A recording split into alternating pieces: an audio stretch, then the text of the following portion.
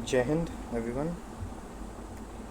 आज अपन पढ़ने वाले हैं 12th शेड्यूल पॉलिटी के, ठीक है, जिसको अपन बड़ी सिंपल तरीके से याद रख सकते हैं एज इधर टीयर ऑफ ओल्ड पीएम। इसमें 12 के 12 शेड्यूल्स आ जाएंगे। टीयर ऑफ ओल्ड पीएम मतलब पूरा बुढ़े प्राइम मिनिस्टर के आंसू। इसमें टी का मतलब है, टी रिप्रेजेंट करेगा अपने फर्स्ट शेड्यूल को, ई रिप्रेजेंट करेगा अपने second schedule, A third, R fourth, S fifth schedule को, ओ सिक्स्थ, एट्थ शेड्यूल को। आई थिंक यहाँ पीडीएफ में कुछ गलती हुई है, ठीक है, ये 12th शेड्यूल में नहीं आता, ये गलत है। हाँ, सॉरी 12th शेड्यूल अपना म्यूनसिपैलिटीज़ है, 11th शेड्यूल अपना पंचायत से, ठीक है। तो अपन स्टार्ट करें। इसमें इसके काफ़ी क्वेश्चंस पूछते हैं पेपर में। देखो, जैसे ये 2020 में पूछा गया था फर्स्ट पेपर के अंदर में, 11th schedule of constitution of India distribute power between, किस चीज़ के अंदर में वो पावर डिस्ट्रीब्यूट करता है। ये ऐसे क्वेश्चंस हैं, पूछे जा चुके हैं हर पेपर में, एक ना एक क्वेश्चन आता ही है इसका। सबसे पहले अपन देख लेते हैं इसके 11 के 11 शेड्यूल। टीयर ऑफ, सबसे पहले अपन देख लेते हैं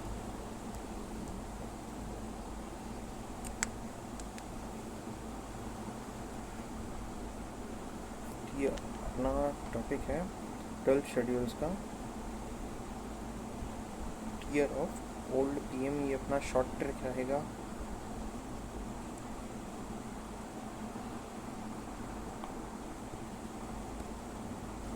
जिसमें टी का मतलब समझ लो आप टेरिटरी, टी का मतलब समझ लो टेरिटरी।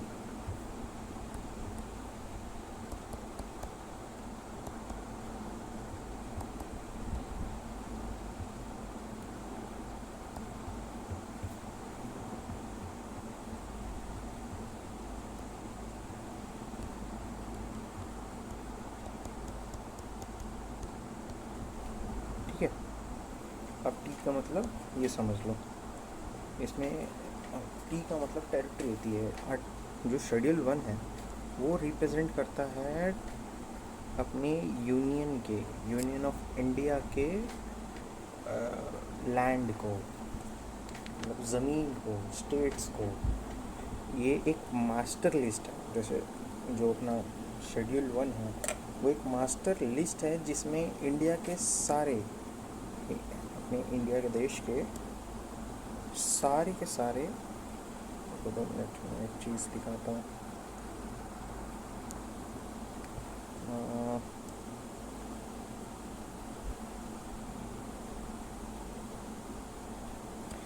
जिसमें इंडिया के सारे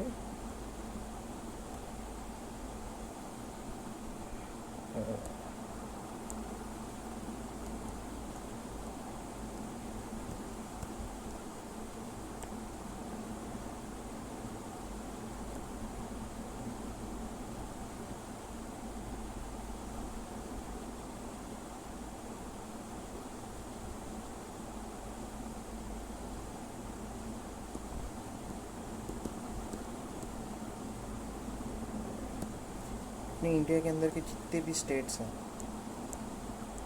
शेड्यूल 1 जो है वो एक्सप्लेन करता है इंडिया के अंदर में ऑल स्टेट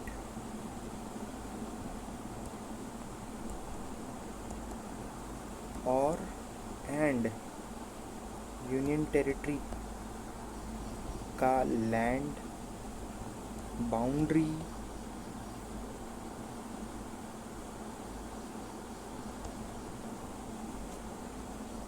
और उसका एग्जैक्ट बॉर्डर क्या रहेगा, क्या है, वो शेड्यूल 1 रिप्रेजेंट करता है। ठीक है, इसमें मैटर क्या करता है, अगर कल कोई सरकार किसी स्टेट को दो हिस्सों में बांटना चाहती है, जैसे सपोज कल यूपी के गवर्नमेंट चाहती है, मैप पे बढ़िया सा ले लेते हैं पहले यार, एक बढ़िया मैप आ जाए यार, ये वाला लगा था।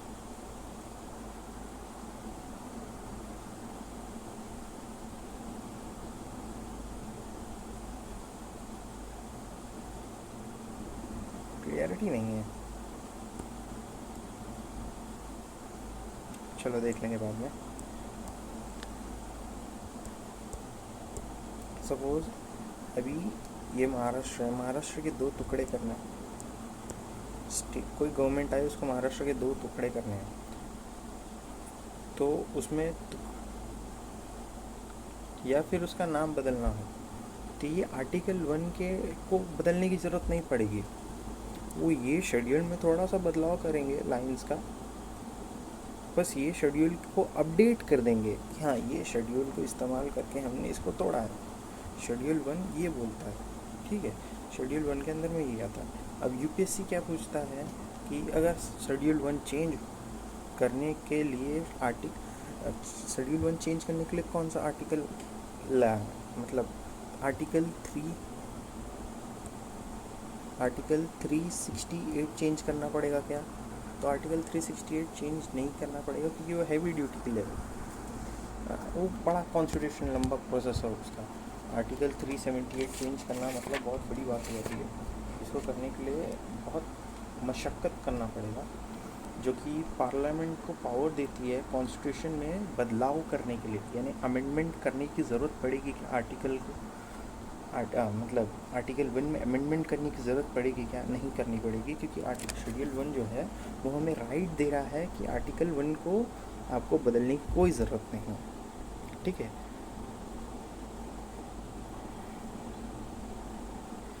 पार्लियामेंट सिंपली आर्टिकल 1 और आर्टिकल 2 उसको अपडेट कर देगी तो हो जाएगा, लिस्ट में बस चेंज होगा और स्टेट का नाम टुकड़े, जैसे यूपी के अंदर में काफ़ी स्टेट्स जगहों के नाम चेंज हुए हैं, महाराष्ट्र के अंदर में औरंगाबाद को नाम दिया गया है श्री छत्रपति संभाजी नगर, बढ़िया प्यारा नाम दिया गया है, अब वैसा ही होता है, ठीक है। अब आज वैसे वो चेंज करने के लिए कॉन्स्टिट्यूशन में हमको आर्टिकल 1, 2 और 3 को चेंज करना नहीं पड़ा, हमें सिर्फ जो शेड्यूल 1 है उसकी मदद से हमने जगह का नाम चेंज कर दिया। अब आते हैं आर्टिकल शेड्यूल सेकंड पे। सेकंड शेड्यूल क्या बोलता है कि ये सैलरी है,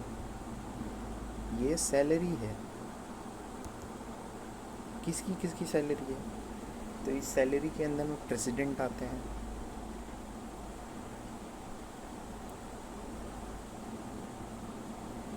ये सैलरी के अंदर में प्रेसिडेंट आते हैं,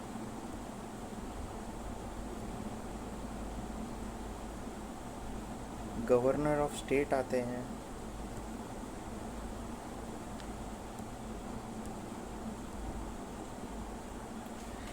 और डिप्टी स्पीकर लोकसभा के,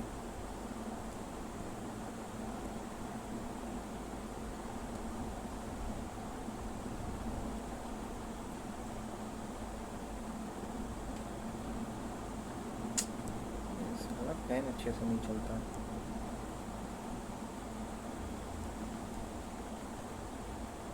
स्पीकर, डिप्टी स्पीकर, फिर राज्यसभा के speaker, deputy speaker, legislative council के स्पीकर और जज स्पीकर और डिप्टी स्पीकर, फिर उसके बाद सुप्रीम कोर्ट के जज की सैलरी, जज ऑफ हाई कोर्ट की सैलरी, ऑडिटर जनरल की सैलरी, कंट्रोलर की सैलरी, एजीआई की सैलरी, ये सीएजी की सैलरी, ये सब लोगों की सैलरी का चेंज करना, सैलरी में चेंज, बदलाव करने जो प्रोसेस है वो शेड्यूल 2 के अंदर में आता है। ठीक है, ये जो वीआईपी लोग की पे रोल होती है इसमें, जैसे इसमें वीआईपी लोग की जो पे रोल होती है उनकी सैलरी को कम ज़्यादा करने का प्रोसेस शेड्यूल 2 के अंदर दिया गया है। इसमें मैटर ये करता है कि ताकि क्या करता है, ताकि किसी फाइनेंशियल इंडिपेंडेंस बंदे बन रहे,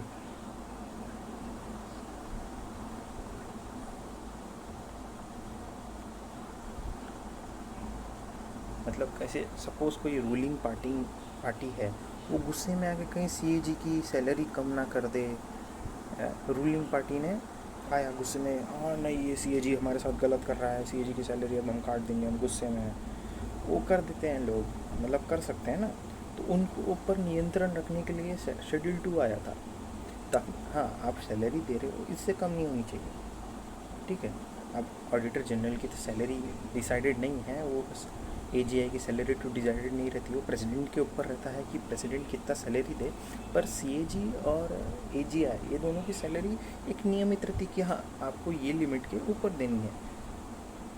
ठीक है, ये लिमिट के ऊपर देनी है तभी वो सैलरी। ठीक है, इसके अंदर में आर्टिकल 59 आता है, 59 आता है, 65 आता है, 65 आता है, 75 आता है, 97 आता है, 125 आता है, 148 आता है, 158 आता है, 164, 186 और 221, ये सारे आर्टिकल शेड्यूल 2 के अंदर में आते हैं। इसके अंदर में सारे ये जो सारे आर्टिकल्स हैं ये वही काम करते हैं। अब इसमें यूपीएससी क्या पूछता है,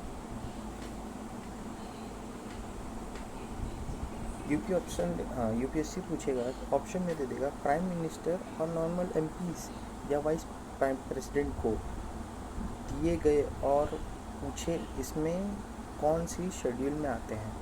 मतलब यूपीएससी अपने से पूछेगा कि पीएम की सैलरी, एमपीज की सैलरी या वाइस प्रेसिडेंट की सैलरी कौन से शेड्यूल के अंदर में डिसाइड होती है, तो इसके अंदर में वो पूछ सकता है।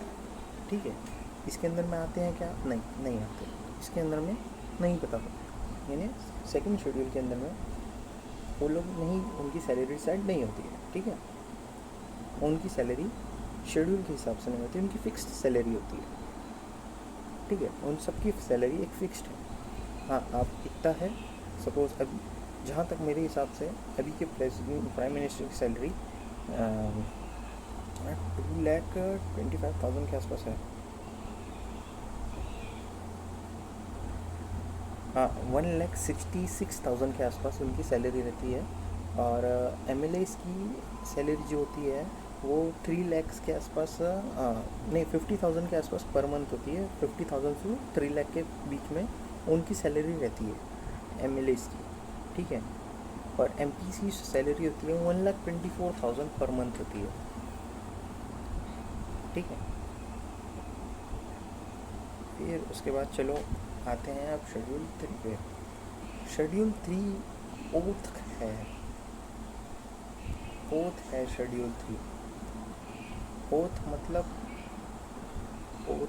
शपथ, शपथ लेना यानी ओथ। ठीक है, अब इसके अंदर में जो शेड्यूल 3 है इसके अंदर में आर्टिकल 75, 84, 99, 124, 146, 173 और 188 और कोई आता है हाँ 219, ये सारे आर्टिकल इसके अंदर में आते हैं, शेड्यूल 3 के अंदर में आते हैं। शेड्यूल 3 क्या बोलता है, वो ओथ लेते हैं जो लोग, उनके बारे में बताता है। जैसे यूनियन मिनिस्टर्स होते हैं, तो यूनियन मिनिस्टर्स की ओथ कौन दिलाता है, प्रेसिडेंट दिलाते हैं। ठीक है, प्रेसिडेंट किन किन लोगों की ओथ दिलाते हैं ये उसके अंदर में प्रेसिडेंट, जी गवर्नर, ये जो ब्यूरोक्रेट्स होते हैं अपने इंडिया के, जो अब ब्यूरोक्रेट्स जो लीडिंग होते हैं अपने इंडिया के, उन लोग की ओथ कौन दिलाते हैं, कैसे दिलाते हैं, कौन से शेड्यूल के अंदर में आता है? तो उनकी ओथ आती है अपने शेड्यूल 3 के अंदर में, जिसमें यूनियन मिनिस्ट्री जो है उसकी ओथ प्रेसिडेंट दिलाएंगे। हाँ, पार्लियामेंट की जो कैंडिडेट है जो इलेक्ट होके आए हैं उन सारे लोगों की ओथ जो है वो प्रेसिडेंट दिलाएंगे। फिर उसके बाद मेंबर ऑफ क्या बोलते हैं सुप्रीम कोर्ट के जज की ओथ प्रेसिडेंट दिलवाएंगे। एजीआई की ओथ जो है वो प्रेसिडेंट दिलवाएंगे। सीएजी की ओथ प्रेसिडेंट दिलवाएंगे। मिनिस्टर ऑफ स्टेट की ओथ जो होती है वो गवर्नर दिलाते हैं। मिनिस्टर ऑफ स्टेट की जो होती है वो गवर्नर दिलाते हैं। फिर वो जो स्टेट लेजिस्लेचर में उसकी भी ओथ गवर्नर दिलाते हैं।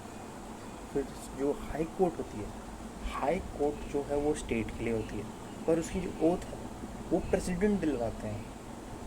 ठीक है, उसकी ओथ गवर्नर नहीं दिलवाते हैं। ठीक है, ये बात याद रखने वाली है अपनी।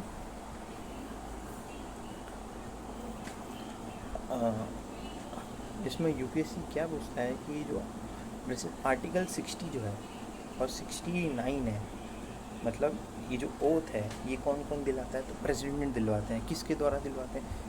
प्रेसिडेंट कौन सा आर्टिकल के थ्रू ओथ दिलवाते हैं? तो प्रेसिडेंट आर्टिकल 60 के थ्रू ओथ दिलवाते हैं। वाइस प्रेसिडेंट जो होते हैं, वाइस प्रेसिडेंट, उनकी आर्टिकल 69 के द्वारा होती है। गवर्नर की 159 के द्वारा होती है। ये इस आर्टिकल के थ्रू जो ओथिंग है, मतलब शपथ ग्रहण जिसको बोलते हैं, वो सारे करवाए जाते हैं। ठीक है, अब उसके बाद चौथे पे आते हैं अपन। ठीक है, शेड्यूल 4 राज्यसभा सीट्स के अंदर होता है। राज्यसभा की जो सीट्स हैं पर स्टेट में कौन सी कितनी जाएगी, किस लिए है, इसमें ज़्यादा कुछ नहीं है ना। ठीक है, राज्यसभा की सीट्स के बारे में बताओ।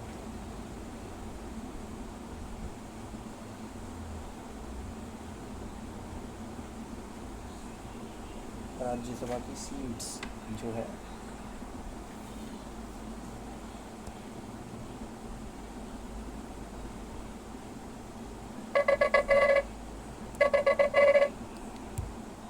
राज्यसभा की सीट्स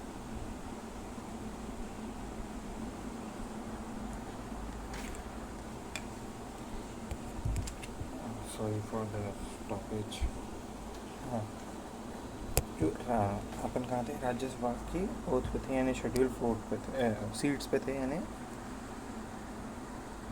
शेड्यूल 4 पे थे।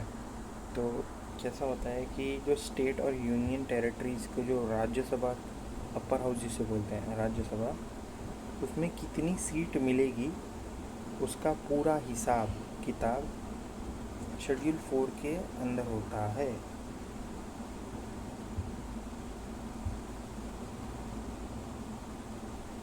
सीट का बंटवारा, सीट्स का डिस्ट्रीब्यूशन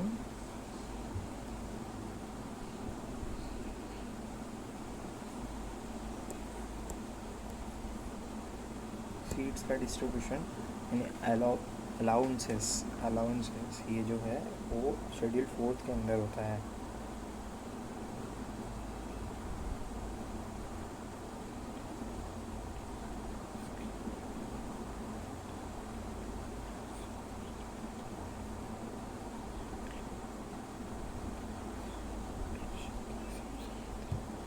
इसमें क्या होता है कि जो सीट होती है वो पॉपुलेशन के हिसाब से मिलती है हर स्टेट में, उसके साइज़ के हिसाब से नहीं मिलती। जैसे कि अपनी गोवा की जो सीट समझ लो गोवा के अंदर में राज्यसभा की 3 सीटें हैं, 3 सीटें हैं, नहीं पौंडीचेरी में 3 सीटें हैं। ठीक है, तो पौंडीचेरी की राज्यसभा की 3 सीटें वहाँ की पॉपुलेशन के हिसाब से उसको मिली होगी। सबसे ज़्यादा राज्यसभा की सीट कहाँ मिलेगी? तो यूपी में मिलेगी। क्यों? क्योंकि वहाँ की पॉपुलेशन सबसे ज़्यादा है। ठीक है, इसलिए सबसे ज़्यादा राज्यसभा लोकसभा की सीट यूपी में है, क्योंकि वहाँ की पॉपुलेशन ज़्यादा है, ठीक है। यहाँ पे और हर स्टेट और यूनियन टेरिटरी को उसकी सीट वहाँ की पॉपुलेशन के हिसाब से मिलती है। अगर पॉपुलेशन कम तो सीट कम, ठीक है।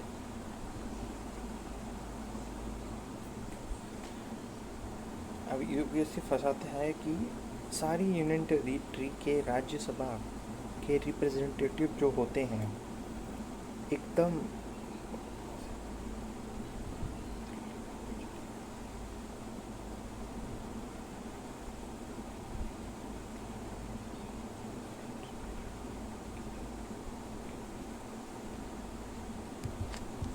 जो क्या सारे राज्यसभा और यूनियन टेरिटरीज को राज्यसभा की सीट सारी यूनियन टेरिटरीज और स्टेट्स को मिलती है, तो गलत है ना ये तो। यूनियन टेरिटरी की जो सीट्स हैं राज्यसभा में वो सिर्फ दिल्ली, पौंडुचेरी और जम्मू एंड कश्मीर को मिलती है। इनके अलावा और किसी भी यूनियन टेरिटरी को राज्यसभा की सीट नहीं है, ठीक है। अब चलते हैं शेड्यूल 4 की तरफ। शेड्यूल एरिया और शेड्यूल ट्राइब, जो कि अपना टीयर्स का आखिरी वर्ड है एस, ठीक है। Schedule areas and schedule tribe, ठीक है।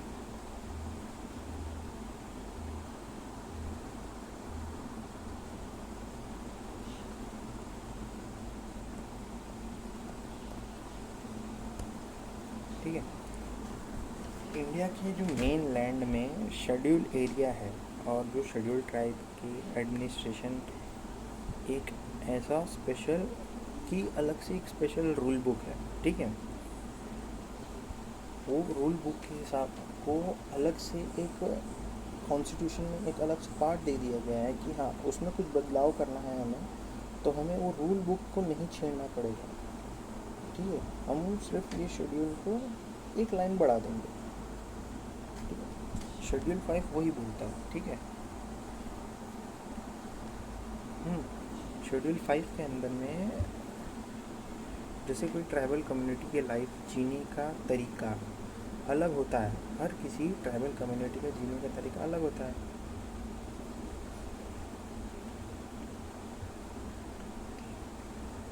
अगर वहाँ के सारे कैपिटलिस्ट के रूल तोड़ दिए गए तो अमीर लोग और ज़मीन खरीद लेंगे, हाँ, या शेड्यूल एक्सप्लॉइट हो तो उनके लिए एक अलग से लीगल लॉ बने हुए हैं ताकि कोई उन्हें छेड़ ना सके, उनकी जगह हत्या ना सके, उनके क्या बोलते हैं रिलीजियस सेंटिमेंट्स को कोई हर्ट ना कर सके। अभी ये काफ़ी मुद्दे में चल रहा है क्योंकि यूजीसी को लेके काफ़ी बवाल चल रहा था, तो ये इसमें से शायद एक आधा क्वेश्चन आ सकता है शेड्यूल 5 में से। शेड्यूल 5 अच्छे से करना पड़ेगा। अब यूपीएससी इसमें क्या पूछ सकता है, किसी एरिया जैसे कोई शेड्यूल एरिया, कोई एरिया को शेड्यूल डिक्लेयर किया गया, ठीक है, और लेकिन उसकी पावर किसके पास रहेगी? कोई भी एरिया को शेड्यूल एरिया डिक्लेयर करने की पावर सिर्फ और सिर्फ प्रेसिडेंट के पास है। प्रेसिडेंट परमात्मा है। प्रेसिडेंट बोला कि ये एरिया आपसे शेड्यूल एरिया नहीं, ये एरिया आपसे शेड्यूल एरिया, तो प्रेसिडेंट के बोलने से ही वो एरिया चेंज हो जाएगा।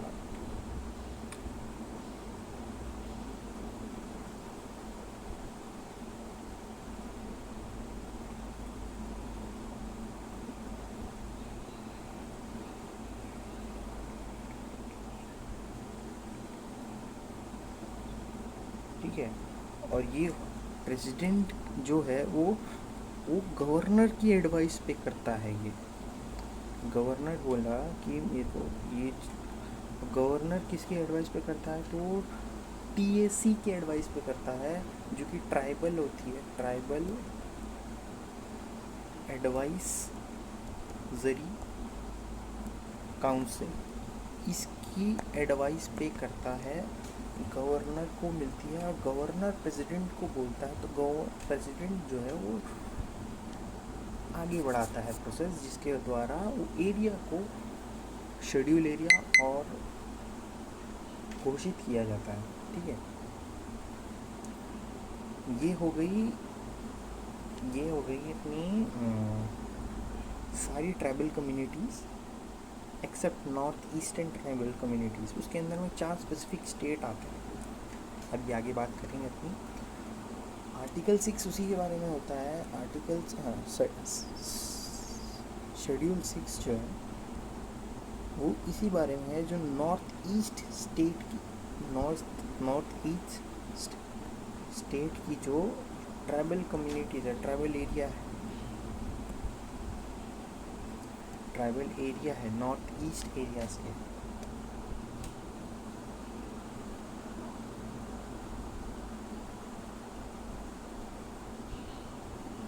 वो 4 स्टेट्स जिसके अंदर में आते हैं, जैसे ये इसके अंदर में 4 स्टेट्स आते हैं, असम,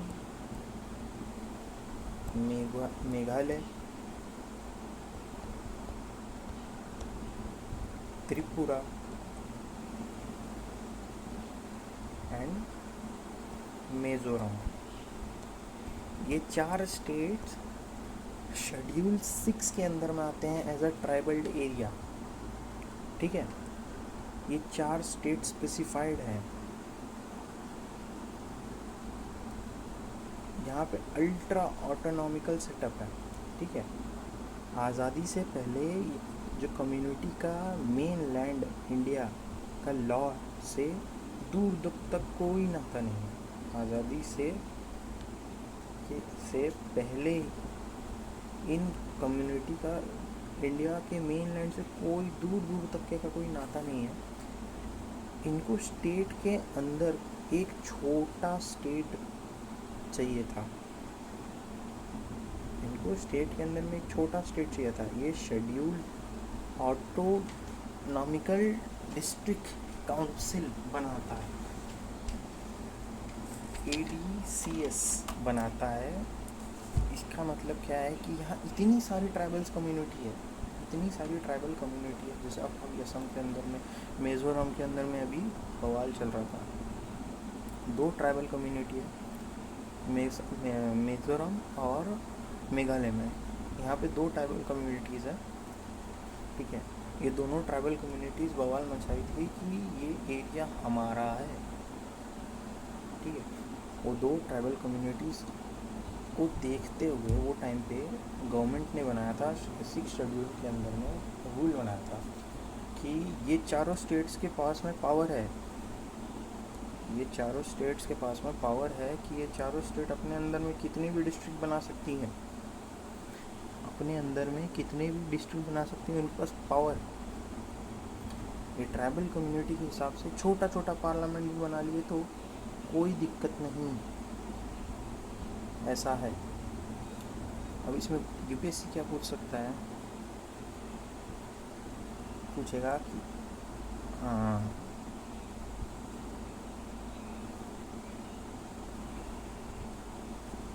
कि ये जो 6 शेड्यूल के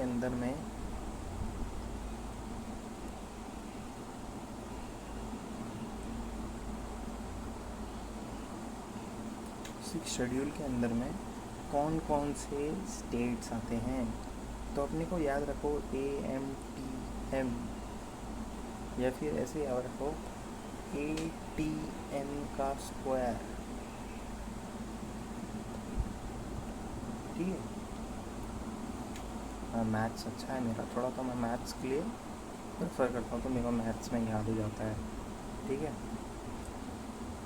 इसमें फिर ऑप्शन दे देगा मणिपुर का, नागालैंड का, अरुणाचल प्रदेश का, बोलेगा इसमें से कौन सा शेड्यूल 6 में आता है।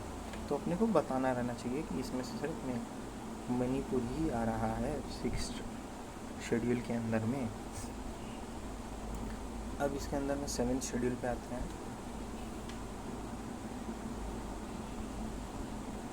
अब 7 शेड्यूल क्या बोलता है, 7 शेड्यूल जो है वो पावर को रिप्रेजेंट, जो पावर होती है ना उसको डिस्ट्रीब्यूट करता है 7th शेड्यूल। इसके अंदर में पावर के बारे में बात की गई है स्टेट के बीच में, यूनियन ऑफ इंडिया के बीच में, यूनियन,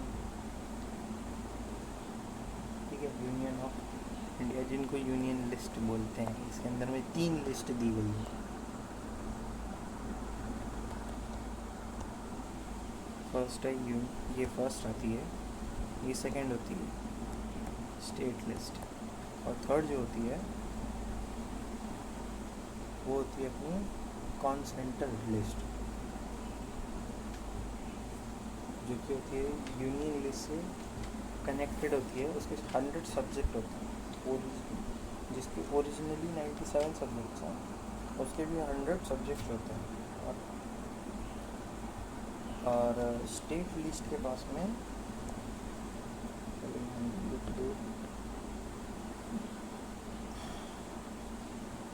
कॉन्करेंट लिस्ट, ठीक है। अपनी जो स्टेट लिस्ट है इसमें होते हैं 100 सब्जेक्ट। पहले कितने थे? पहले थे 97 सब्जेक्ट्स थे, ठीक है। स्टेट की लिस्ट में जो होती है इनके पास 61 सब्जेक्ट्स हैं। पहले 66 थे यार, अभी 61। और कॉन्करेंट जो लिस्ट है इसके पास में 52 सब्जेक्ट्स हैं, पहले 47 थे, ठीक है। इसमें 5 सब्जेक्ट्स बढ़ाए गए हैं जो कि स्टेट से निकाल कर इसमें डाले गए थे, ठीक है। इसलिए 61 है इसका, और इसमें 52 हो गया। और जो यूनियन लिस्ट थी उसमें 3 नए सब्जेक्ट्स ऐड किए गए हैं, ठीक है।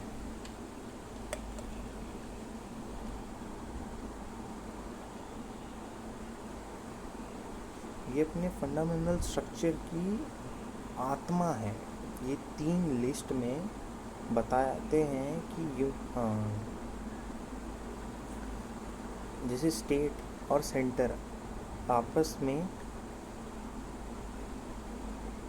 कभी भी अच्छे से तालमेल नहीं बनाता, तो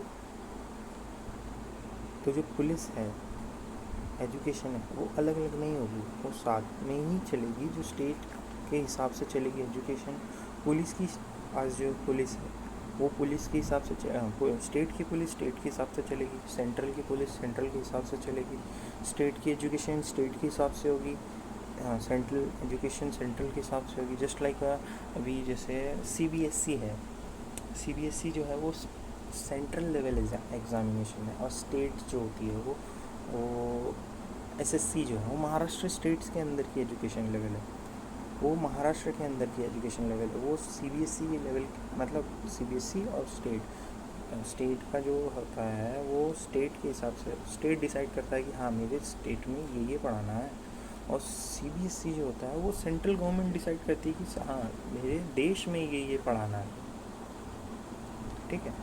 इसको ऐड किया जो, और ये जो कॉन्करेंट लिस्ट है इसको बर्ड्स के लिए, बर्ड्स एनिमल्स इनके लिए रखा गया है, ठीक है। 8th शेड्यूल पे आते हैं, ऑफिशियल लैंग्वेज। 8th शेड्यूल के अंदर में इंडिया की ऑफिशियल लैंग्वेज लिस्टेड है, ठीक है। इंडिया की जो ऑफिशियल लैंग्वेजेस है उसमें पहले 14 लैंग्वेजेस थी, ठीक है। फिर उसमें उसको 22 लैंग्वेज किया गया, अमेंडमेंट 21th अमेंडमेंट 1967 के द्वारा, और 1967 के द्वारा। और फिर उसके बाद उसमें 22 पहले, फिर उसके बाद 71th अमेंडमेंट 1992 के द्वारा और लैंग्वेजेस ऐड की गई, जिसमें कोंकणी, मणिपुरी और नेपाली थी। फिर उसके बाद उसको 92 अमेंडमेंट के द्वारा 2003 में और 4 लैंग्वेज ऐड की गई, डोगा, डोंगरी, मैथिली और सातली। ये 4 लैंग्वेज और ऐड की गई, जिसकी वजह से अब उसमें 22 लैंग्वेज हो गई थी, ठीक है। इसमें ज़्यादा कुछ याद करने की ज़रूरत नहीं, इसमें ज़्यादा कुछ पूछता नहीं है। ये बस लास्ट अमेंडमेंट याद कर लेना। ये 3 अमेंडमेंट जो बोला, 21th अमेंडमेंट, 71th अमेंडमेंट और 92 अमेंडमेंट, इसके अंदर में 92 के अंदर में 4 लैंग्वेज ऐड की गई, डोगो, डोगरी, मैथिली और सांथली। 71 के अंदर में कोंकणी, मणिपुरी, नेपाली, ये 3 लैंग्वेज ऐड की गई। और 21 के अंदर में भोजपुरी, राजस्थानी और सिंधी, ये 3 लैंग्वेज ऐड की गई। ठीक है,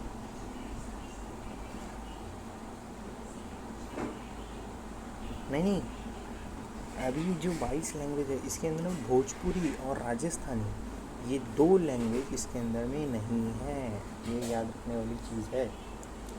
ठीक है, इंडिया के शेड्यूल लैंग्वेज के अंदर, ऑफिशियल लैंग्वेज के अंदर में भोजपुरी और राजस्थानी नहीं है। 21th अमेंडमेंट के अंदर में खाली सिंधी लैंग्वेज ऐड की गई थी। अब शेड्यूल 9 के ऊपर चलते हैं। शेड्यूल 9 जो है वो फर्स्ट अमेंडमेंट 1951 के ऐड किया गया था। जो 9th शेड्यूल है, 9th शेड्यूल जो है वो फर्स्ट अमेंडमेंट 1951 के द्वारा ऐड किया गया था। इसमें एक ब्लैक बॉक्स था जहां सरकार लॉ डाल देती थी ताकि सुप्रीम कोर्ट उसे स्ट्राइक डाउन नहीं कर सके। मतलब जो 9th शेड्यूल, इसके अंदर ये 1951 में ऐड किया गया ताकि गवर्नमेंट जो है कोई लॉ बना के उसको ब्लैक बॉक्स के अंदर में डाल दे, ताकि सुप्रीम कोर्ट वो लॉ को स्ट्राइक डाउन ना कर। हाँ, ये लॉ पसंद नहीं आ रहा है, इसको हटाओ, ये सुप्रीम कोर्ट ना कर सके।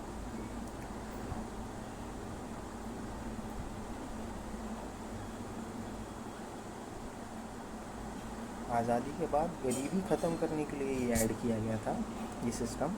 पर अमीर लैंडलॉर्ड राइट टू प्रॉपर्टी, जो टेबल फंडामेंटल राइट था, उसके नाम पे बहुत ले गए थे। इसके वजह से ये एक्ट को लाया गया था। इसके अंदर में आर्टिकल 31 भी आता है, ये याद करने वाली चीज़ है।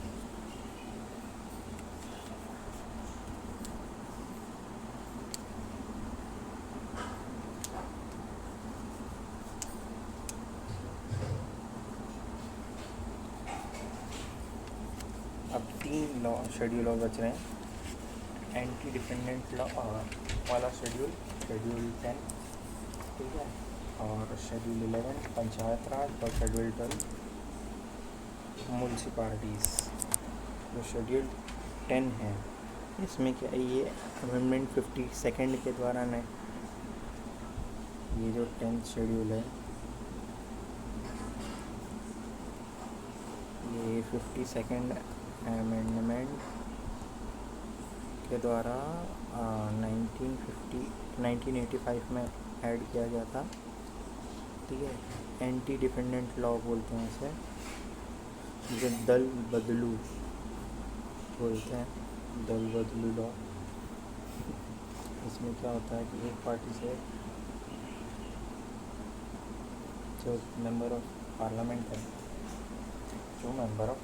है और स्टेट का मेंबर है, वो अपना दल ना बदले या फिर दल बदल रहा है तो वो डिस्क्वालीफाई हो रहा है कि नहीं हो रहा है, ये देखा जाता है।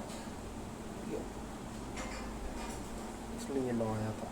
इसमें भी कुछ याद रखने वाली नहीं, ये याद रखने वाली चीज़ हो सकती है क्योंकि अभी काफ़ी दल बदल रहे हैं। जैसे बंगाल के अंदर में वो TMC के जो MLAs हैं, MPs हैं, वो सारे जा रहे हैं NPCI नाम की एक पार्टी है, उसके अंदर में ज्वाइन कर रहे हैं। उद्धव ठाकरे की पार्टी में से अभी जस्ट महीना भर पहले 6 MLAs शिफ्ट कर लिए, MLCs शिफ्ट कर लिए उद्धव ठाकरे शिंदे गढ़ में। इसलिए याद करने लायक है। ठीक है। 11 शेड्यूल पंचायत राज है। पंचायत राज बताने की किसी की कोई ज़रूरत नहीं है, पंचायत राज सभी को मालूम होता है। इसके अंदर में 29 सब्जेक्ट्स आते हैं। ये 73 अमेंडमेंट के द्वारा 1992 में आया था, ऐड किया गया था। इसको तो कई बार पढ़ा है इंसान, ठीक है। और सबसे ज़्यादा क्वेश्चन होता है कि पूछते भी हैं, ठीक है। अब जो 12th शेड्यूल है, 12th शेड्यूल को 74th अमेंडमेंट के द्वारा ऐड किया गया था 1992 में। वो साल में 2 अमेंडमेंट हुए थे, ठीक है। इसके अंदर में नगर पालिका, नगर म्यूनसिपल कॉर्पोरेटीज ये सब आती है, ठीक है। Fire department, urban department, soil waste management department, ये सारा डिपार्टमेंट जो होता है ये इसी के अंदर में आता है, शेड्यूल 12 के अंदर में।